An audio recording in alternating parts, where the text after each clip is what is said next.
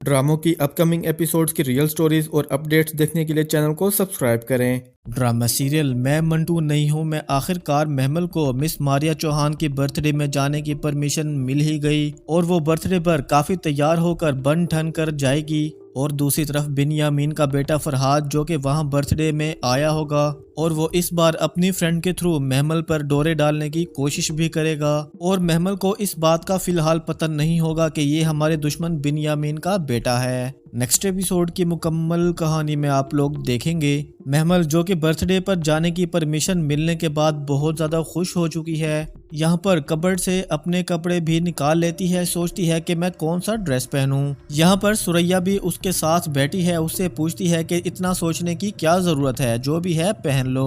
तो महमल जवाब देती है कि वहाँ कॉलेज के सब स्टूडेंट्स आए होंगे और मैं अच्छा ड्रेस पहन कर जाऊंगी, यहाँ पर अच्छी तो लगूं ना मैं। तो सुरैया उसे जवाब देती है कि ज्यादा अच्छा लगना भी खतरनाक हो सकता है। जब कोई ज्यादा अच्छा लगता है ना तो छिछोरे उस पर डोरे डालने लगते हैं। जी जी फुप्पो, मुझे पता है, जो ज्यादा प्यारा लगता है ना लोग उसे बोल ही देते हैं you are looking cute, pretty, gorgeous वगैरह वगैरह। तो सुरैया कहती है कि इससे भी ज्यादा किसी ने तारीफ कर दी तो समझ लेना कि कोई डोरे डाल रहा है तुम पे। और फिर महमल बहुत अच्छे से तैयार होकर यहाँ पर ब्लैक ड्रेस पहनकर मिस मारिया चौहान के बर्थडे पर पहुंच ही जाती है। और जब मिस मंटू महमल को वहाँ पर देखते हैं तो उसके पास जाते हैं, उसे कहते हैं यू आर लुकिंग गॉर्जियस। तो महमल के माइंड में वही फुप्पो की बात याद आ जाती है कि कोई इस तरह से तुमसे बात करे ना तो समझ लेना कि दाना डाल रहा है। ये सोचते ही महमल मिस मंटू के सामने हंस पड़ती है, सोचती है कि फुप्पो के हिसाब से तो मिस मंटू भी मुझ पर दाना डाल रहे हैं। और यहाँ पर बिनयामीन का बेटा फरहाद जो कि अपनी फ्रेंड के साथ महमल के पास जाता है, उसे हाथ मिलाने के लिए हाथ आगे बढ़ाता है, लेकिन महमल हंसते हुए कहती है कि सॉरी, मैं लड़कों से हाथ नहीं मिलाती।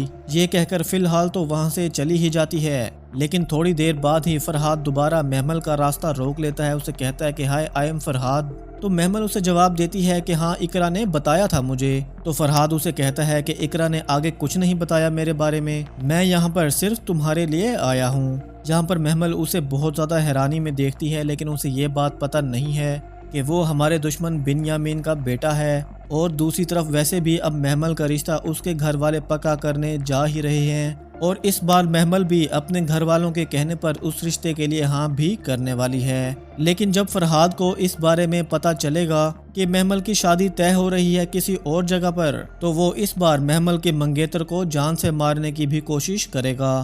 तो दोस्तों, आप लोगों को क्या लगता है कि महमल फरहाद की बातों में आएगी या नहीं? कमेंट सेक्शन में अपनी राय का इजहार ज़रूर कीजिएगा। Thank you.